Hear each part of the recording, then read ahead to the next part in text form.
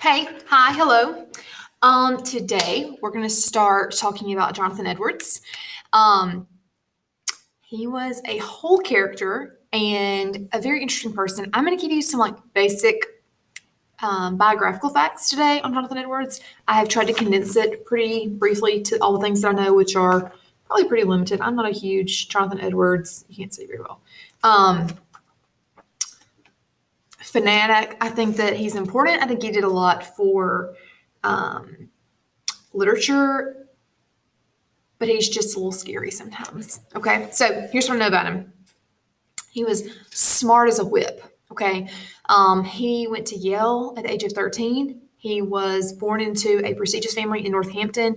His grandfather was actually the minister at the Congregational Church of Northampton, which was exceptionally prestigious. Okay, it had status, it had power, and there was probably a good bit of money there as well. I want to kind of frame where he kind of falls on a timeline of American history and American literature. So he was born in 1703 and he died in 1758.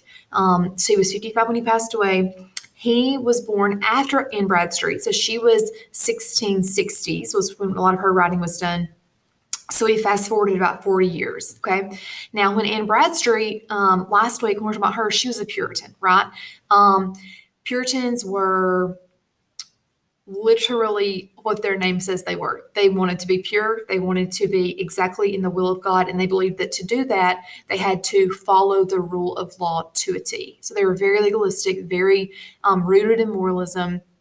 And they believed that actions were really important and a reflection of the soul. Okay. So they were very, very, very, very, very stern people.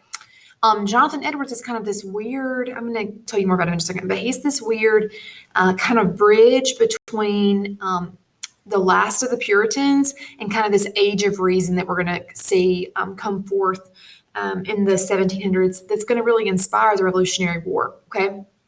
So told you Yale at 13. By 26, his grandfather had passed away. And so he'd kind of been groomed, I guess you could say, to fill that spot. And he did. That was 1729. He's 26.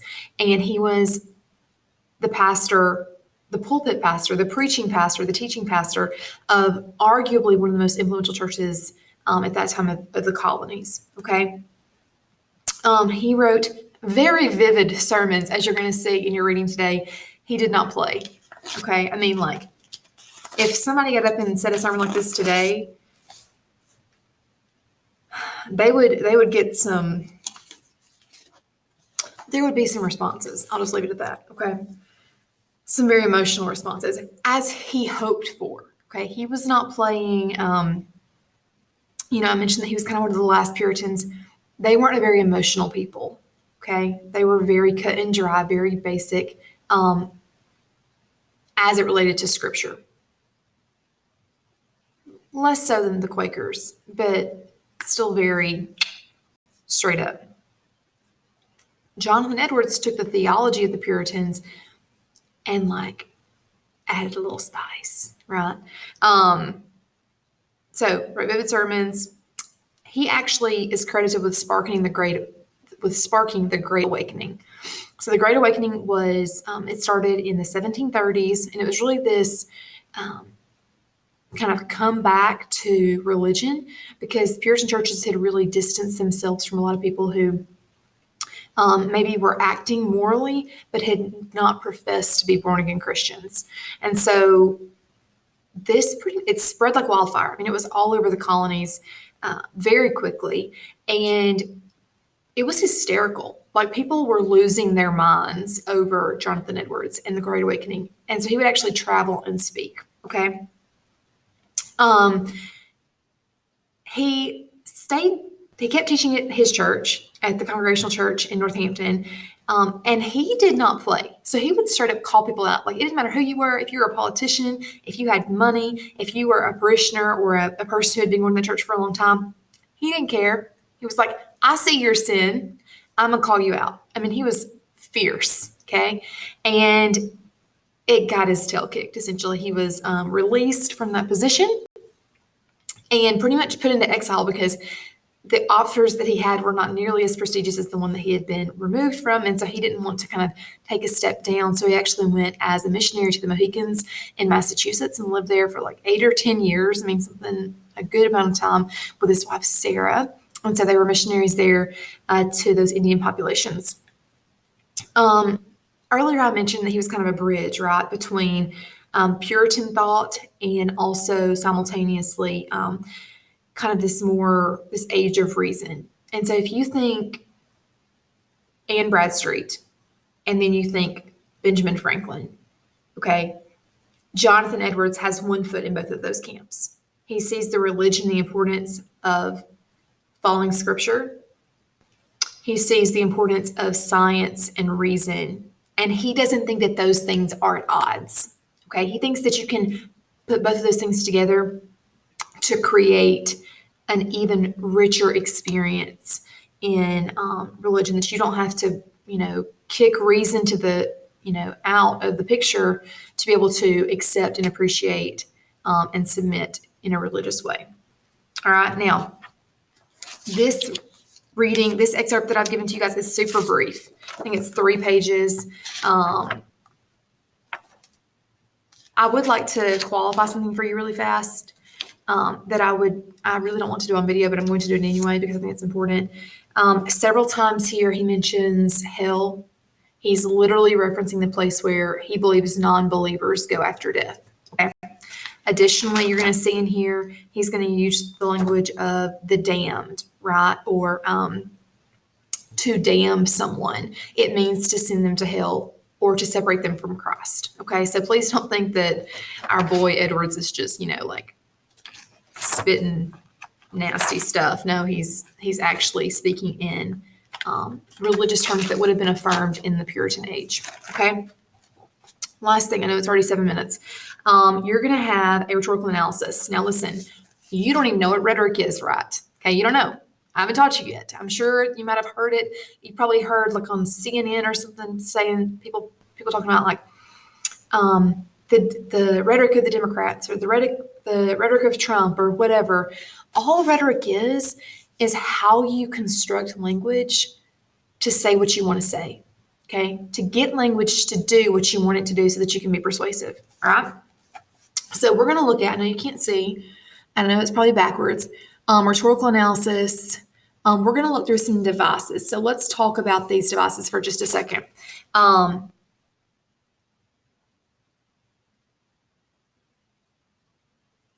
reading.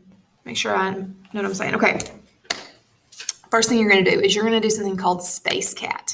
It's an acronym and it stands for speaker, purpose, audience, context, and exigence. And literally you're just going to fill this out. Who's the speaker? What's his purpose? Who's his audience? What's the context? Why is he speaking in exigence? Why is he saying this now? Okay. For example, if I'm walking along in the woods and all of a sudden I scream, okay, the context is maybe there was a snake on the trail. The exigence is I was startled and it's my nervous system's response. Okay. So you're going to look at points of view. What are some points of view that he references here? And you're going to see where he uses different perspectives of pronoun usage. So for example, we know that first person pronoun usage is I, me, we, us, talking about the speaker, right? The speaker is including themselves. Second person is talking about you, y'all, your, it's the audience. And the third person is he, she, it, they, them, okay, their. It's someone who's not directly in the conversation, all right?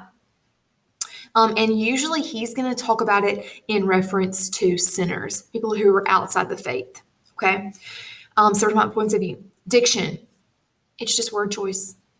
It's words that he chooses that are specific and have an intentional purpose, okay? So for example, if I'm reading through, I should have printed out a different copy.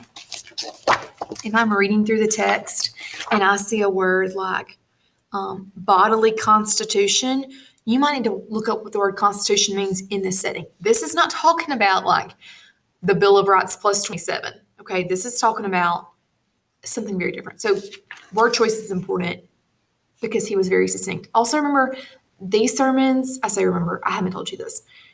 These sermons are not a person who's getting up and just talking to you like I'm speaking to you now. These sermons would have been written word for word. They would have literally written a sermon and then gotten up and read the sermon aloud. And there would have been books of sermons that people could have actually purchased to read to their congregation. So if you had a popular pastor like a John Calvin or later we would see John Wesley or whomever, you could actually buy a book of their sermons to read to your congregation depending on what you're trying to teach. Okay. So diction, it's important. It was intentional. And then we have figurative language. This is going to be the last one we do today. You know what figurative language is. It's those things in the text that provide additional information, such as simile, personification, metaphor, allusion, hyperbole, those things, okay? And remember, you should know this, but a simile is a comparison using like or as. A metaphor is a comparison not using like or as. Personification is when you take something that is not human and give it human qualities. Allusion, a historical reference. And hyperbole is a gross exaggeration, okay? We're going to stop there. Tomorrow, we'll have some additional rhetorical analysis questions, mainly focusing on tone and mood. And then from there, we're going to talk about an imagery analysis. So we're going to stay in this text for most of this week. I don't want to go too fast, even though I know that this video was fast. I said a lot. Please remember, if you have questions about an assignment, it's much more helpful to me if you say, Mr. Earl, I have a question about this specific thing. Not, Mr. Earl, I don't understand the assignment. Okay.